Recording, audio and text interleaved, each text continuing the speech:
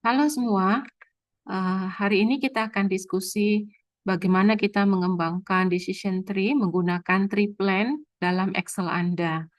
Jadi pertama-tama sebelum kita membuat pohon keputusan ini, kita perlu add in dulu by tree plan dalam Excel kita. Bagaimana caranya? Ya, siapkan dulu Oke, kertas kerja yang kosong, kemudian kita klik file, lalu cari option, mungkin more dulu, perlu more dulu, lalu option. Ada beberapa PC atau laptop yang in besar sehingga dia langsung ada optionnya. Lalu klik add in. Nah, di add in ini ada inactive application add-in. Jadi ini yang kita butuhkan by tree plan. Kalau sudah kita klik go. Kita klik go. Nah, by tree plan-nya belum dicentang, jadi belum masuk. Nah, kita centang dulu, lalu kita klik OK. Oke, kalau sudah di-OK-kan, tree plan-nya akan muncul di menu bar. Silakan klik tree plan-nya. Iya, nanti eh, ada new di sini yang akan dipakai untuk membuat triplannya. Nah, sebelum membuat triplan, kita baca dulu kasusnya. Ya, jadi ini kasus yang pernah saya berikan kepada Anda. Ini ada dua pilihan, ada perusahaan minyak, dia ada dua keputusan, yaitu akan mengoptimalkan yang existing well-nya di North Sea atau dia invest di Arctic ya. Nah, kalau dia akan mengoptimalkan existing well-nya di North Sea, maka biaya yang harus dikeluarkan adalah 1 juta. Nah, dari investasi itu, maka ada peluang 60% harga minyak naik. Kalau peluang 60% naik, maka fall-nya turunnya 40%. Kemudian kalau harga naik, maka profitnya dapat 3 juta. Tapi kalau harga minyaknya turun, profitnya hanya 200.000. Nah, sampai di sini dulu kita bikin untuk yang North Sea. Ya. Kita klik, tadi kan pilihannya dua ya, North Sea dan Arctic ya. Jadi kita branch-nya ambil dua saja.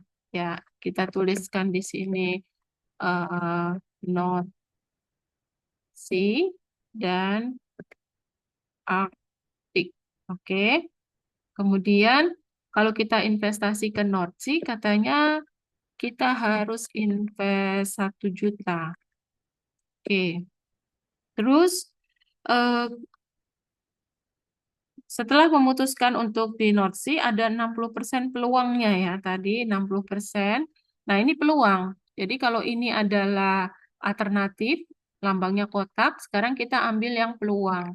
Peluang itu kita ambil event.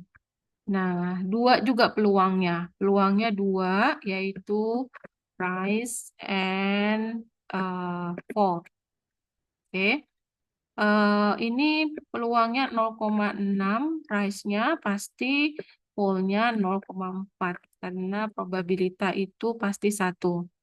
Kemudian baca lagi em, profitnya 3 juta kalau dia price, kalau turun maka 200.000.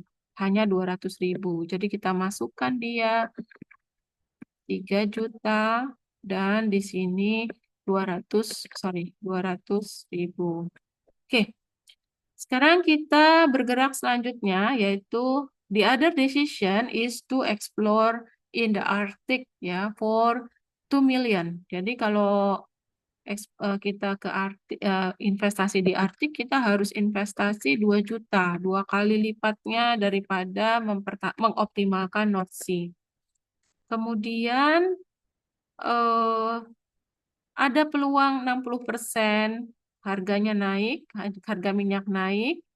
Kemudian if they rise, the company can either decide to drill. Nah, to drill tapi investasinya harus 7 juta. Atau dia abandon the project and develop shell drilling in another location untuk harga 5 juta, tapi berharap akan dapat profit 6 juta. Oke, jadi di Arctic itu tadi ada peluang rise juga ya. Jadi kita ambil yang ini. Kita lihat lagi ya, saya takut lupa. Ya, rise-nya 60%. Berarti di sini rise, kemudian ini fall, ini juga 0,6 dan ini 0,4 ya.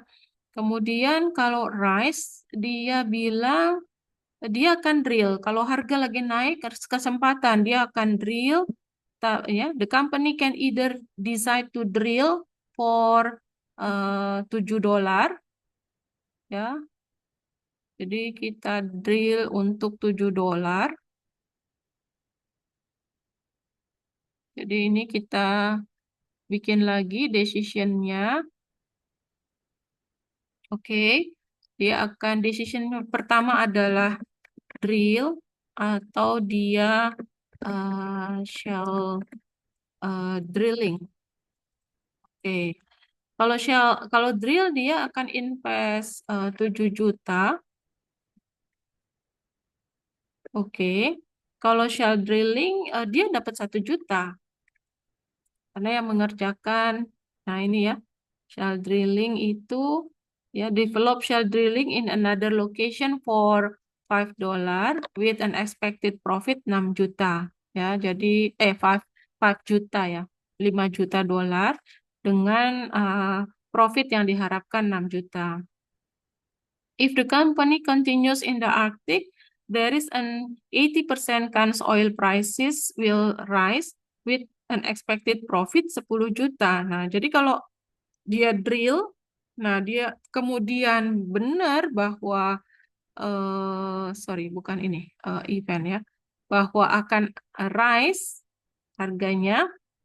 Nah ini kita balik lagi ke rise, lalu ini fall. Nah ini tadi 0,8, berarti ini 0,2 ya. Kemudian ini akan dapat 10 juta. Nah dia berharap ini sebenarnya ya 10 juta. Ya oke. Nah, tapi kalau fall, bentar. Kalau fall, loss 3 juta. Jadi minus 3 juta.